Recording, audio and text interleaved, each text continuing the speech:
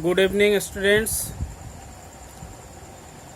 Today we are going to begin our journey with Strong Roots, a prose piece written by Dr. APJ Abdul Kalam. APJ Abdul Kalam is a renowned personality. He was the 11th President of India.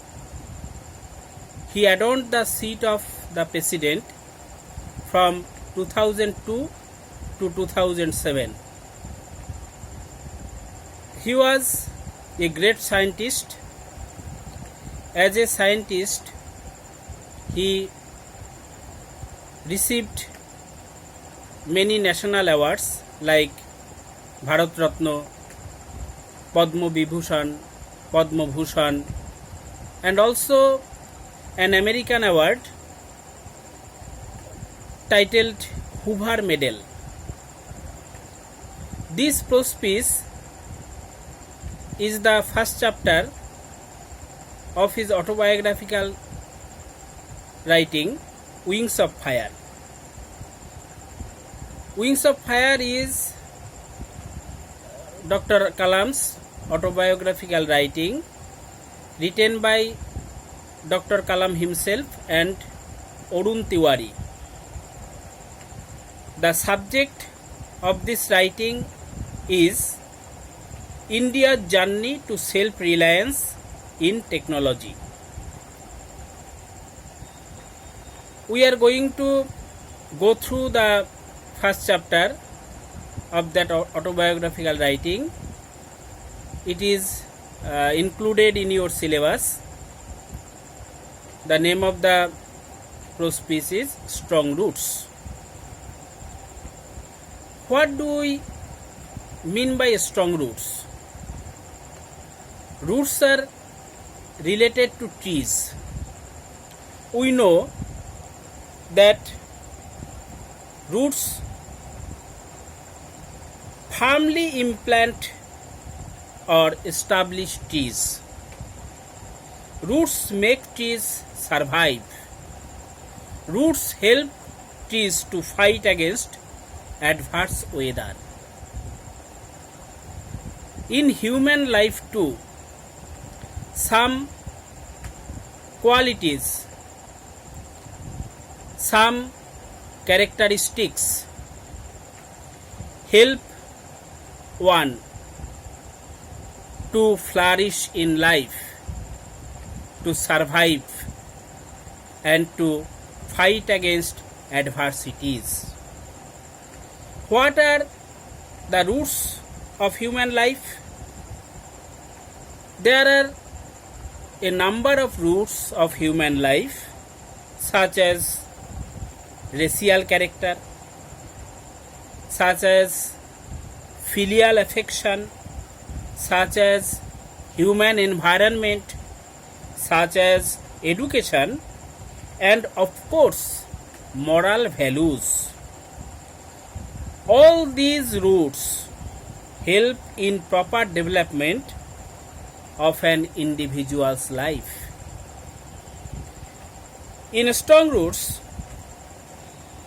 there is a glimpse of Dr. APJ Abdul Kalam's early life. His hardship, fortitude, perseverance, and luck and chance factors molding his later life. Now let us go through the text. In the first paragraph, we find Dr. Kalam's birthplace and a brief sketch of his parents. I was born into a middle-class Tamil family in the island town of Rameswaram in the erstwhile Madras state. Erstwhile means formerly. The place where Dr. Kalam was born is Rameswaram, It is situated in now Tamil Nadu.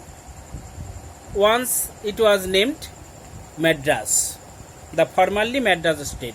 Once Madras was a princely state. My father Joinul Abdin had neither much formal education nor much wealth. His father's name is Joinul Abdin.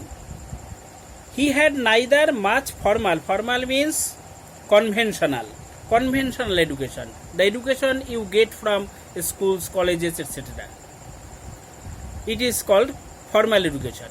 His father had not much formal education and not much wealth. He was not a rich person.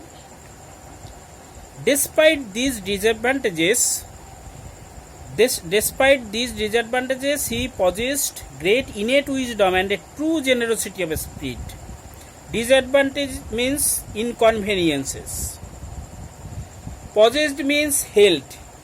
Innate means inborn or natural. Generosity means liberality.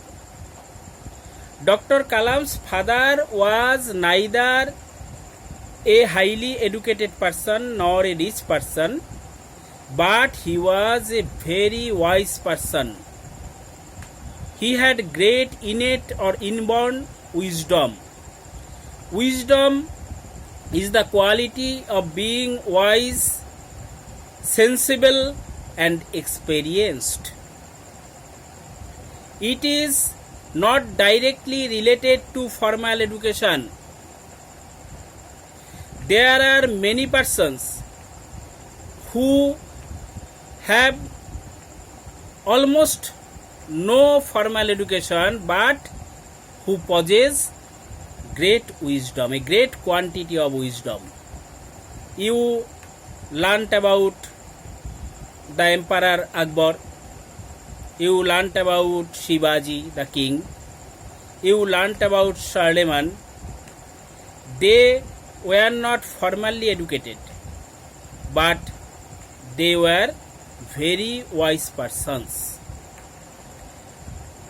Likewise, Kalam's father too had not much formal education, but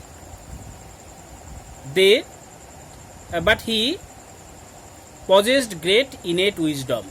He had some natural wisdom, and he had a generosity of spirit. He was a liberal person. He was not a narrow-minded man. He was liberal. He was a broad-minded person. He had an ideal helpmate in my mother Ashiamma. Dr. Kalam's mother's name is Ashiamma, and his mother always helped his father in all his works. He was a very helpful wife.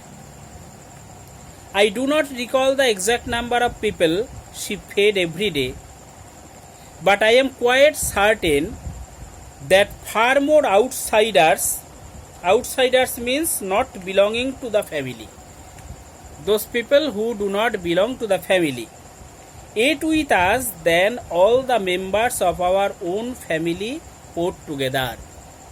It means that she cooked every day for many people.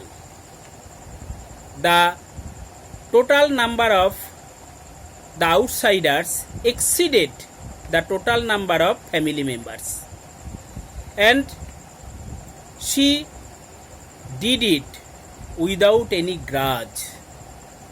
It means that she too was a liberal lady. She too had great quantity of generosity. My parents were widely regarded as an ideal couple. Widely means in a great area, and regarded means considered. In a great area surrounding Kalam's house, people considered his parents to be an ideal couple. My mother's lineage was the more distinguished. Lineage means family. His mother's family was more distinguished. That means her family was more celebrated than his father's family. Because one of her forebears, having been bestowed the title of Bahadur by the British, one of Ashiamma's ancestors, one of Ashiamma's forefathers, was bestowed the title of Bahadur by the British government. So her family was more celebrated. And now the third paragraph. The third paragraph describes Dr. Kalam's home, his childhood and his father. I was one of many children. It means that Dr. Kalam had many siblings. He had many brothers and sisters. A short boy with rather undistinguished looks. Undistinguished means not attractive. He was not a handsome boy. Born to tall and handsome parents, but his parents, both his father and mother, were tall and handsome. We lived in our ancestral house. Ancestral house means the house belonging to forefathers, where his grandfather, his great grandfather, etc. lived. The ancestral house, which was built in the middle of the 19th century, Dr. Kalam lived in his ancestral house, the house which was made by some of his forefathers, and it was made in the middle of the 19th century. It was a fairly large pakka house made of limestone and brick on the mosque street in Rameshwaram. In Rameshwaram there is a mosque, and Dr. Kalam's house was situated on the mosque street. It was a pakka house made of limestone and brick.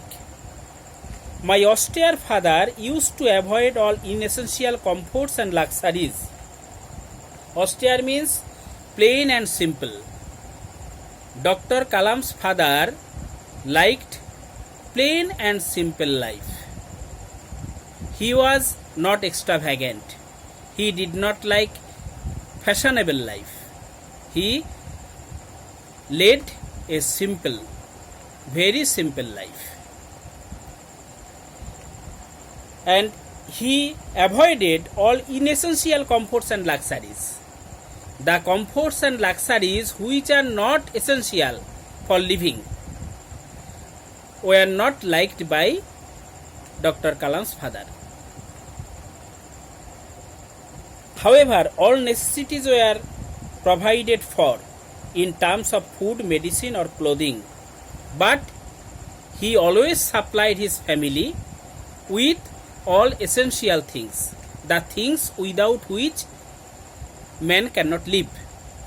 Those are food, clothing, shelter, medicine, etc., without which we cannot live. He always supplied them to his family. In fact, I would say mine was a very secure childhood, materially and emotionally. His childhood was materially secured, that is substantially secured, and also emotionally secured, as the bondage between his father and mother was very good. The bondage between father and mother causes a feeling of security to the child's life. So Dr. Kalam's life in childhood was a secured life. It was materially secured because his father provided the family with all kinds of necessities, and it was emotionally secured because the bondage between his father and mother was very good. I normally now the fourth paragraph. The fourth paragraph describes food in Kalam's house. I normally ate with my mother sitting on the floor of the kitchen. Normally, as a child and as a boy, Kalam ate with his mother. His mother served him food. He sat on the floor of the kitchen and ate the food. She would place a banana leaf before me. It was served as a dish, as a plate, a banana leaf, on which she then ladled rich and aromatic sambar. On the banana leaf, she served rice with ladle. Ladle means large spoon with which rice, dal, etc., vegetables, etc., are served. Ladle. She ladled rice and aromatic sambar. Aromatic means fragrant with sweet smell. Aromatic sambar. Sambar is lentil soup mixed with vegetables, various kinds of vegetables. It is a favorite food of the South Indians. Sambar. You too, who ate idli, tasted sambar. Aromatic sambar was cooked in his house. His mother served him it. Aromatic sambar, a variety of sharp homemade pickle. Sharp pickle means very sour pickle. South Indians are fond of sharp pickles. They taste pickles every day. Aromatic sambar and sharp pickle, homemade pickle, and a dollop of fresh coconut chutney. A dollop means a spoonful, large spoonful. A spoonful of coconut chutney, fresh coconut chutney. The chutney was cooked every day and fresh chutney was served to the members of the family. So this was Dr. Kalam's food in boyhood, in childhood. Very simple food. Rice, sambar, pickle and coconut chutney. All veg foods. So in these 4 paragraphs we came across Kalam's birthplace, a brief sketch of his parents, a picture of his mother, his home, his childhood and father, and the food cooked in his home when he was a child and a boy. So this is for today, the first 4 paragraphs. We will proceed further on the next day. Study regularly and